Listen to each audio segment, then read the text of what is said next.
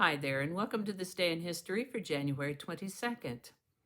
January 22nd is the 22nd day of the year in the Gregorian calendar, with 343 days remaining to the end of the year, or 344 in leap years. Today's word is brevity. Brevity is a noun that means concise and exact use of words in writing or speech, shortness of time. Short, clean, and clear, brevity in the interest of brevity. The word brevity comes to us from the late 1600s, Old French, and Latin before that, brevity. I'd like to take a moment to mention that links to my research are included in the show notes. I ask you to go ahead and click that like button. Consider subscribing if you haven't already, and let me know your thoughts in the comment section. Remember that you can share this video with others with an email in your messaging or social media, and also there is a link in the show notes to my This Day in History playlist. You can see all of them if you want to. I also link it over to a blog, and there's a link to that as well. I'll put the video link in the iCards up there. And with that, we're going to start by telling you that the Pontifical Swiss Guard is a minor armed forces and honor guards unit maintained by the Holy See that protects the Pope and the Apostolic Palace and serves as the de facto military of Vatican City. The first contingent of 150 Swiss Guards arrived at the Vatican on January 22nd, 1506. This is the birthday of Sir Walter Raleigh, born somewhere around January 22nd in 1552, or maybe 1554.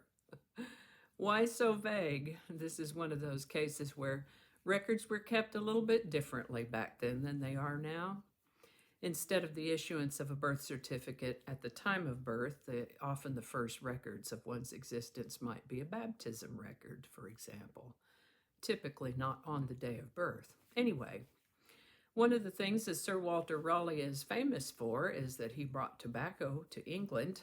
He was a favorite of Queen Elizabeth, known as the Virgin Queen. She was perhaps the original strong, independent woman who didn't need no man. And I hope I don't get in trouble for saying that.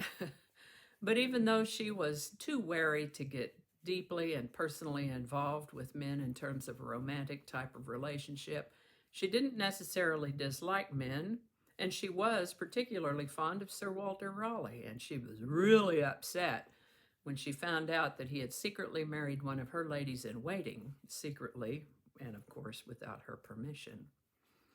Seems like he was in and out of favor at various times, along with prison. In the end, he offended Spain, and the Spanish ambassador insisted that he be executed or there would be war. And so Sir Walter Raleigh was executed in October of 1618 when he was 65. The United Mine Workers of America was founded in Columbus, Ohio on January 22nd, 1890.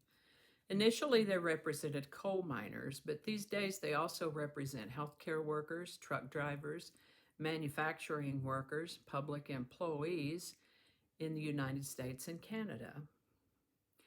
On January 22nd, 1901, the grandmother of Europe, Queen Victoria, died at age 81, having reigned as queen for 63 years. Upon her death, Edward VII was proclaimed king. On January 22, 1917, President Woodrow Wilson, still trying to stay out of war in Europe, the war that we now call World War I, he called for peace without victory in Europe. This is the birthday of actor Bill Bixby, born January 22, 1934.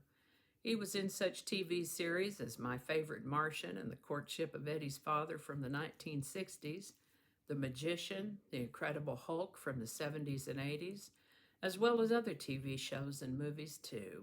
Sadly, Bill Bixby died in 1993 at the age of 59. January 22, 1946 marks the creation of the Central Intelligence Group, which eventually evolved into what we now know as the Central Intelligence Agency. By the way, they do have a website, and if you think you might like to go to work for the CIA, you can learn about that at CIA.gov, or you can go to the resources page to learn about stuff like the millions of documents they release to the public each year. They also have a feature, which I particularly like, called the World Fact Book, where you can learn all kinds of things about countries all over the world, countries you've never even heard of. You can see stuff like the flag of that country, a map, a summary about the country, travel facts, and other interesting bits. I've placed a link to the World Fact Book in the show notes for you, and I'm definitely going to be using that more going forward. Nice maps that clearly show the country you're trying to see. The first commercial television station west of the Mississippi River, KTLA, began operation on January 22, 1947 in Hollywood, California. This is the birthday of singer-songwriter Steve Perry, born January 22, 1949. He's best known as the lead singer for the band Journey.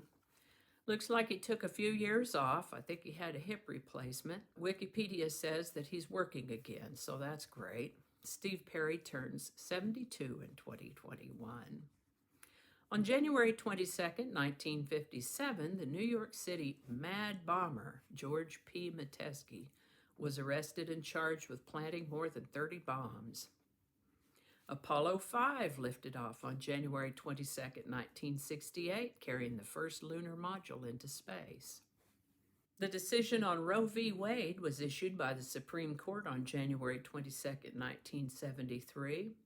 I go a little more in depth on this story in last year's edition of This Day in History for January 22nd, and I'll link that in the iCards up there for you.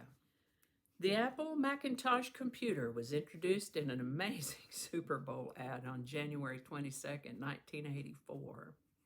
I'd talk about this one a little bit more in last year's episode as well.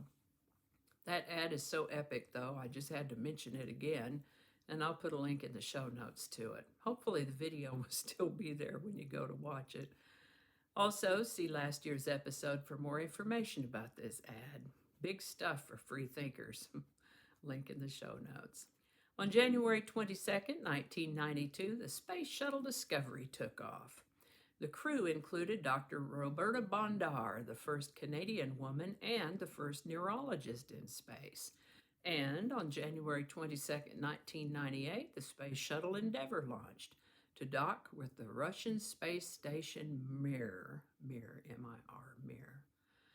And that's going to do it for us today. I hope you learned something you didn't know before. I know I sure did.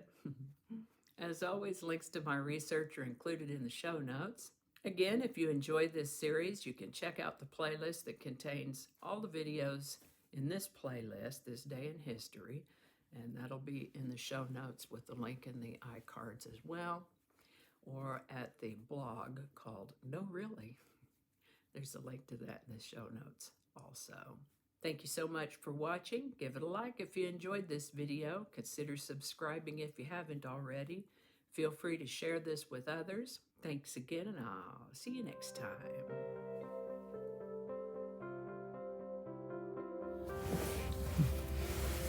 Okay, let's try that again. There we go. Good job. Not too salty, though. Gotta be just right. No, it's not. Okay, hold on. Okay, do that again. Okay. That's not a nice way to say it.